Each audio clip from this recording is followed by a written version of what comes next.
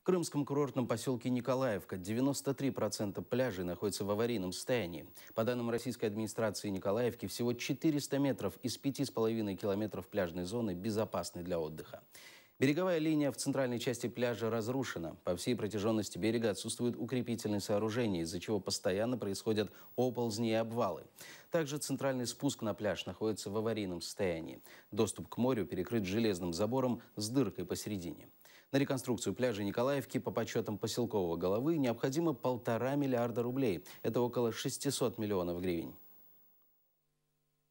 Единственное пожелание, конечно, чтобы хорошие дороги были. А так все нравится. И цены, и люди очень приветливые. Пляж здесь хороший. Ну, как бы здесь всегда с детьми ездят. Пляж, конечно, не оборудован. Если бы его оборудовали, было бы, конечно, хорошо. Ну, посмотрите, да, элементарные мусорки, да, отсутствуют. Грязь на пляже.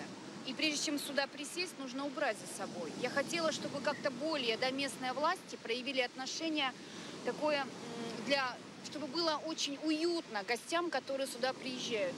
Смотрите, в каком состоянии берег. Это очень страшно и опасно.